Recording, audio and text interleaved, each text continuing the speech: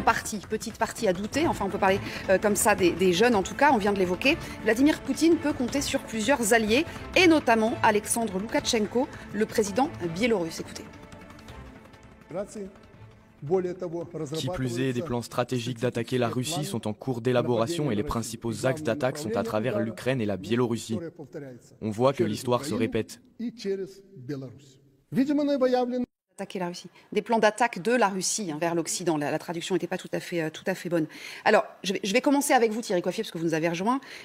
Qui est cet homme et surtout pourquoi un tel lien entre Alexandre Loukachenko et Vladimir Poutine? Alors on va remonter un petit peu l'histoire, les années, justement pour comprendre pourquoi ce lien est si ténu. Mais c'est vrai qu'avec Ramzan Kadyrov, le président tchétchène, Loukachenko c'est le plus fidèle allié de Vladimir Poutine. Mais alors ça n'a pas toujours été le cas parce qu'il a longtemps joué les équilibristes, j'allais dire, Alexandre Loukachenko. Par exemple en 2014, lorsque la Russie annexe la Crimée, la Biélorussie ne reconnaît pas cette annexion. En 2015, une année plus tard, il s'oppose à l'établissement d'une base aérienne russe en Biélorussie qui était souhaitée par le Kremlin depuis la révolution de Maïdan en Ukraine. Et puis on peut même dire que de 2015 à 2020, on verra ce qu'en pensent vos invités, mais la Biélorussie s'est un peu, tout est dans le un peu, rapprochée de l'Union européenne. Loukachenko a même joué les médiateurs dans la crise ukrainienne quant au Donbass, en accueillant, et ça on le sait, les pourparlers dans sa capitale où furent signés Bénédicte, on le sait, les fameux accords de Minsk. Mais là où tout bascule, et j'en discutais avec votre invité tout à l'heure, c'est en août 2020, après l'annonce de sa nouvelle victoire, avec des guillemets aussi à l'élection présidentielle, les forces pro-démocratiques, et là on va en voir quelques images, dénoncent des fraudes massives, un mouvement de contestation d'une ampleur inédite éclate et fait trembler le régime de Loukachenko. Et c'est là où tout bascule, Bénédicte, puisque là, il n'a plus le choix. Pour assurer sa survie, il se place sous la protection de Moscou. Et c'est là que ce lien devient extrêmement ténu entre lui et Vladimir Poutine. Sa dépendance est croissante. Création d'abord de centres d'entraînement militaire communs Biélorussie, Russie, qui vont servir finalement de prétexte à Vladimir Poutine pour établir et maintenir une présence militaire permanente en Biélorussie. Merci Thierry. Est-ce qu'il faut avoir peur d'Alexandre Loukachenko, Catherine? Non, je ne crois pas, parce qu'en plus, son armée est quand même assez peu puissante. Mais c'est effectivement l'allié maintenant, pour l'instant, indéfectible de Vladimir Poutine. Il faut quand même se souvenir que l'attaque contre l'Ukraine était le 24 février. Le 27, la Biélorussie a modifié sa constitution pour pouvoir accueillir sur son sol des armes nucléaires russes. Donc, c'était quand même pas le fruit du hasard, et c'est un geste évidemment très fort de solidarité de la Biélorussie avec la Russie. Mais avec son discours expliquant que les Occidentaux ont un plan d'attaque contre la Russie, en fait, il valide et légitime le discours à l'origine de Vladimir Poutine, quand il expliquait dans les semaines précédant l'attaque du 24 février que c'était la Russie qui était en danger parce que les Occidentaux, via l'OTAN bien sûr, avaient des plans pour se rapprocher de plus en plus de la Russie d'un point de vue militaire, avec tous les anciens pays satellites qui justement s'étaient ralliés au panache de l'OTAN, et que donc la menace, elle pesait sur la Russie. Donc en fait, Loukachenko, c'est une petite piqûre de rappel. Oui, c'est ça. 5 mois plus tard. C'est aussi, il nous manque finalement la fin de la pensée, si j'ose dire. On en a parlé avec Poutine, il y a des plans d'attaque qui sont mis en place, etc., contre la Russie. Mais et donc ensuite quoi? Oui, non, mais le président Loukachenko, c'est beaucoup de verbes et peu d'actions. En fait, la Biélorussie, comme l'Ukraine, pour le président Poutine, ce sont des territoires vassaux, des satellites, des satellites qui doivent obéir à la Russie.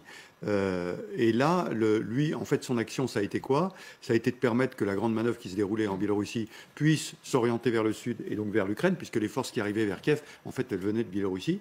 Et c'est de continuer à laisser le ciel biélorusse ouvert pour que les avions russes puissent passer par la Biélorussie s'ils ont envie de frapper.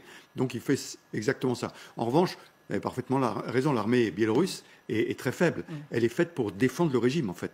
Et depuis longtemps, Poutine a demandé à ce qu'il y ait une aide comme les Tchétchènes, qu'il y ait une aide biélorusse qui vienne, mais elle ne peut pas venir.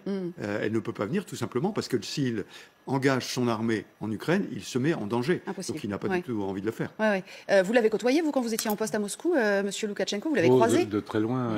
Mais il faut rappeler quand même qu'il y a un traité d'union entre la Russie et la Biélorussie, qui a été signé en 1997, révisé en 1999, et que ce traité d'union prévoit que les deux pays n'en font qu'un, avec un président commun. Et en fait, comme il a été dit très justement, tout le jeu de Loukachenko, pendant 20 ans, ça a été d'éviter que cette union ne se fasse. Et après, évidemment, les événements d'août 2020, les élections, il faut rappeler aussi que les élections de 2011 avaient été truquées, avaient donné lieu à des manifestations. L'Union européenne avait pris des sanctions, elle les a levées en 2016.